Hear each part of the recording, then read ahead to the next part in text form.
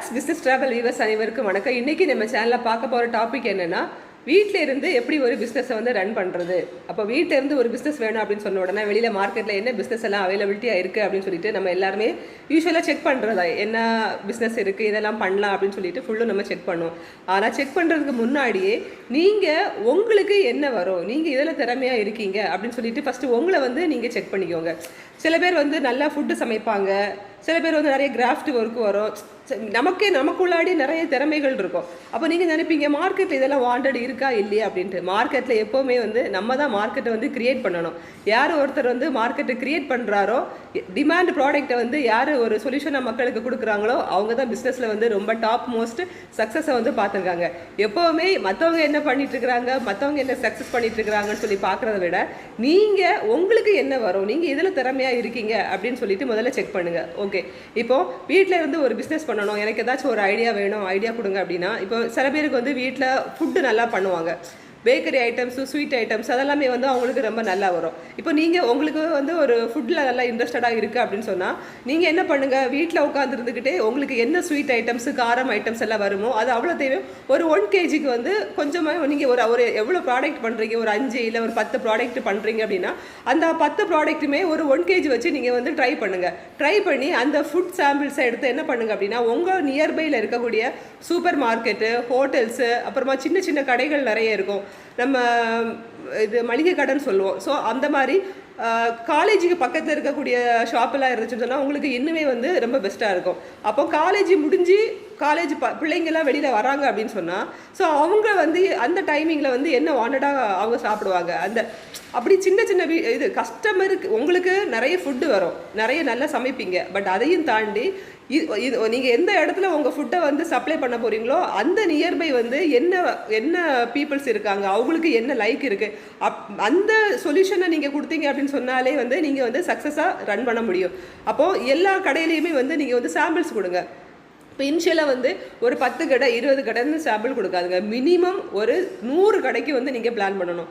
என்னடா எடுத்த உடனே என் கடைக்கு வந்து 100 கடை எப்படி வரும், 100 கடைக்குமே வந்து நீங்கள் சாம்பிள் கொடுத்தாதான் ஒரு 20 கடை வந்து உங்களுக்கு ஓகே ஆகும். நீங்கள் 20 கடைக்கு கொண்டு கொடுத்தீங்க அப்படின்னு சொன்னால் 2 கடை வரும். அப்போ அந்த 2 கடைக்கு நீங்கள் சப்ளை பண்ண முடியுமா, உங்களுக்கு முடியாது.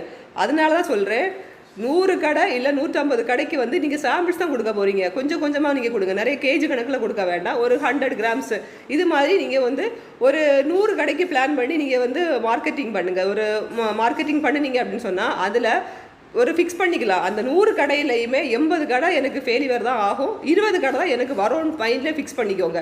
அப்படி நீங்கள் ஃபிக்ஸ் பண்ணிங்கன்னா கண்டிப்பாக சொல்கிறேன், அதில் 50-50 வந்து உங்களுக்கு சக்ஸஸ் வரும்.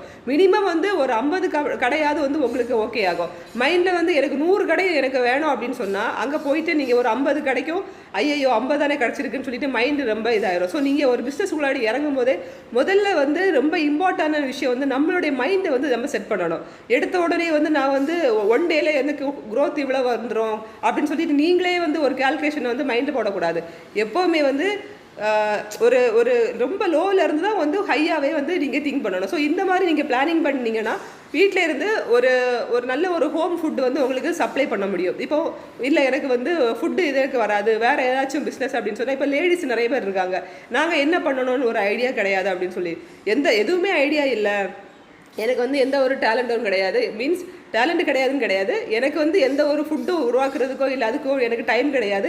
யாராவது ப்ராடக்ட் வந்து என்கிட்ட கொடுத்தாங்க அப்படின்னு சொன்னால் அந்த ப்ராடக்ட்டை கொடுத்து நான் வந்து என்கிட்ட வந்து நல்ல ஸ்பீச்சிங் கில்ஸ் இருக்குது, மார்க்கெட்டிங் கில்ஸ் இருக்குது, என்னால் வந்து மார்க்கெட் பண்ண முடியும். ஏன்னா வீட்டில் வந்து எனக்கு ஒர்க் எல்லாம் நிறைய இருக்கிறனால பண்ண முடியாது. பட் ஒரு மார்க்கெட் பண்ணுறக்கூடிய கெப்பாசிட்டி உங்களுக்கு இருந்துச்சு அப்படின்னு சொன்னால் நீங்கள் வந்து எதில் இன்ட்ரெஸ்டடாக இருக்குன்னு சொல்லி பாருங்கள். இப்போ நிறைய வந்து கிச்சன் திங்ஸ் வந்து இப்போ ரொம்ப நிறைய பேர் வந்து வீட்டில் உட்காந்து பண்ணிகிட்டு இருக்கிறாங்க. கிச்சன் ஐட்டம்ஸ் வந்து பண்ணினீங்க அப்படின்னு சொன்னால் கிச்சன் கண்டெய்னரு, அந்த ஹாட் வாட்டர் பாக்ஸு, இப்போ ஸ்கூலுக்கு கொண்டு போகக்கூடிய குழந்தைங்களுக்குரிய ஐட்டம்ஸு, இப்படி நிறைய ஐட்டம்ஸ் வந்து கிச்சன் வேர் ஐட்டம்ஸ் இருக்குது. இப்போ அதையவே நிறைய பேர் எடுத்து வீட்டில் வச்சு பிஸ்னஸ் பண்ணிகிட்டு இருக்கிறாங்க. அது ஒரு ஆப்ஷனாக பண்ணிக்கோங்க. ஏதாவது ஒரு நல்ல ஒரு உங்களுக்கு என்ன ஃபீல்டோ, இன்ட்ரெஸ்டடான ஃபீல்டோ அந்த ஃபீல்டில் உள்ள ஒரு கம்பெனியோட டைப் பண்ணிவிட்டு நீங்கள் அவங்க கூட ஒரு டீலர்ஷிப் எடுத்து உங்கள் ஏரியாவிலே வந்து நீங்கள் ஒரு பிஸ்னஸ் வந்து ஸ்டார்ட் பண்ணலாம். அதுக்கு கடை வேணும் அப்படின்லாம் கிடையாது. இப்போ ஃபார் எக்ஸாம்பிள் இப்போ பியூட்டி ப்ராடக்ட் வந்து நமக்கு தெரிஞ்ச ப்ராடக்ட், நமக்கு தெரிஞ்ச பிராண்ட் எல்லாமே வந்து ஒரு நார்மலாக நமக்கு டிவிலெலாம் ஆடு பார்த்துருப்போம். அந்த பிராண்டை தவிர வேறு ஆயுர்வேதிக் பிராண்டு நிறையவே இருக்குது. அது எல்லாமே வந்து ஸ்கின்னுக்கும் ரொம்ப நல்லது, நம்ம பாடிக்கும் ரொம்ப நல்லது. ஆனால் அது மார்க்கெட்டிங் பெருசாக யாருமே பண்ணியிருக்க மாட்டாங்க, அட்வர்டைஸ்மெண்ட் பெருசாக கொடுத்துருக்க மாட்டாங்க. அப்போ ப்ராடக்ட்டு மார்க்கெட்டில் இருக்குன்னு சொல்கிறதே மக்களுக்கு வந்து தெரியாமல் இருக்கும். அப்போ நீங்கள் வந்து நார்மலாக இருக்கிறத விட ஒரு கான்செப்ட் எடுங்க. நீங்கள் எந்த ப்ராடக்ட் எது பண்ணாலுமே உங்களுக்குன்னு வந்து ஒரு ஸ்ட்ராங்கான கான்செப்ட் இருக்கணும். ஓகே, நான் வந்து என்னுடைய ஏரியாவில் வந்து ஆயுர்வேதிக் ப்ராடக்ட் எதுவுமே கிடையாது, ஸோ நான் வீட்டில் வந்து ஒரு ஹோம் பேஸ்டாக வந்து ஒரு ஆயுர்வேதிக் ப்ராடக்ட் வந்து நான் வந்து சேல்ஸ் பண்ணுறேன், நான் வந்து ஒரு பிஸ்னஸ் பண்ணுறேன் அப்படின்னு சொன்னால் நீங்கள் என்ன பண்ணுங்க அப்படின்னா, ஏதாச்சும் ஒரு நல்ல ஒரு ஆயுர்வேதிக்கு காஸ்மெட்டிக் ஐட்டம்ஸ் நிறைய வந்து பிராண்ட் இருக்குது. ஸோ அவங்கெல்லாம் வந்து சைலண்ட் மார்க்கெட்டிங் பண்ணிகிட்டு இருக்கிறாங்க. ஸோ அது மாதிரி ஏதாச்சும் ஒரு டைப் உங்களுக்கு சர்ச் பண்ணி பாருங்கள். அந்த மாதிரி ஒரு டைப் இருந்துச்சு அப்படின்னு சொன்னால் அவங்க கூட நீங்கள் வாங்கினீங்கன்னா அந்த மார்க்கெட் அந்த ப்ராடக்ட் வந்து வெளியில் எங்கேயுமே கிடையாது, உங்கள் ஏரியாவில் கிடையாது, பக்கத்தில் நீங்கள் வந்து நல்லா ரீச் ஆகிட்டீங்க அப்படின்னு சொன்னால் அது உங்ககிட்ட மட்டும்தான் இருக்கும். ஏன்னா ஃபார் எக்ஸாம்பிள் இப்போ நான் லாஸ்ட் டைம் வந்து ஊட்டிக்கு ஒரு விசிட் போயிருந்தேன், ஒரு காஸ்மெட்டிக் ஃபேக்ட்ரிக்கு வந்து நான் போயிருந்தேன். ஸோ அது வந்து என்ன அப்படின்னு சொன்னால் கர்நாடகா கவர்மெண்ட்டை பேஸ் பண்ணக்கூடிய ஒரு ஆயுர்வேதிக்கு காஸ்மெட்டிக் ஒரு ஃபேக்ட்ரி தான் அது. ஆக்சுவலி அவங்க பார்த்தீங்கன்னா ரொம்ப பியூராக சாண்டில் ஐட்டம்ஸு, நமக்கு இந்த ஃபேஸ் பேக்கு நிறையவே வந்து நேச்சுரலாகவே பண்ணுறாங்க. பட் அதோடைய காஸ்ட் எல்லாமே வந்துட்டு நார்மல் கெமிக்கல்ஸ் எல்லாமே இருக்காது, எல்லாமே வந்து பியூராக நம்ம கண்ணு முன்னாடி டேரெக்டாக தான் பண்ணுவாங்க. அது ஸ்கின்னுக்கும் எந்த எஃபெக்ட்டும் இருக்காது, நமக்கு ஸ்கின் எல்லாம் செக் பண்ணி தான் கொடுப்பாங்க.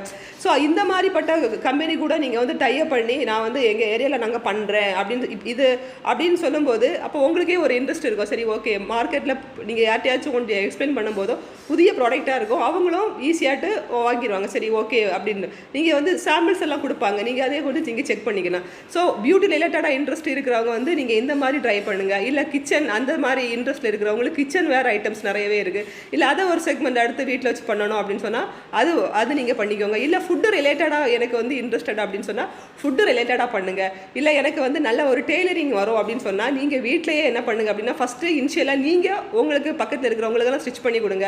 ப்ரைஸ் வந்து வெளியில் எவ்வளவு இருக்குதோ அதுக்கு ஆஃபர் போடுங்க. ஏன்னா 50% ஃபஸ்ட்டு உங்களுக்கு தெரிஞ்சவங்களுக்கு எல்லாத்துக்குமே வந்து ப்ராப்பராக ஸ்டிச் பண்ணி கொடுங்க. ஸோ அதுக்கப்புறம் அந்த க்ரோத் வந்ததுக்கப்புறமா கூட 2 பேர். ஸோ என்ன உங்களுக்கு பிஸ்னஸ் நீங்கள் வந்து எதில் இன்ட்ரெஸ்டடாக இருக்கீங்களோ அதில் நீங்கள் வந்து வீட்டில் வச்சு நீங்கள் செய்கிற மாதிரி நீங்கள் வந்து ட்ரை பண்ணிங்க அப்படின்னு சொன்னால் 100% வந்து ஒரு வீட்டில் இருந்துக்கிட்டே நீங்கள் வந்து ஒரு பிஸ்னஸ் உமனாக நீங்கள் வந்து ஆக முடியும். நீங்கள் வெளியில் என்னெல்லாம் இருக்குது அப்படின்னு தேடுறத விட ஃபஸ்ட்டில் உங்ககிட்ட என்ன இருக்குது, நீங்கள் எதில் இன்ட்ரெஸ்டடாக இருக்கீங்க, உங்களுக்கு என்ன திறமை இருக்குது அப்படின்னு சொல்லிட்டு ஃபஸ்ட்டு உங்களை வந்து நீங்கள் வந்து செக் பண்ணிக்கோங்க. நீங்கள் உங்களை ஃபைண்ட் அவுட் பண்ணிட்டு அப்படின்னு சொன்னாலே நீங்கள் வந்து சக்ஸஸாக ரீச் பண்ணிடுவீங்க. தேங்க்யூ.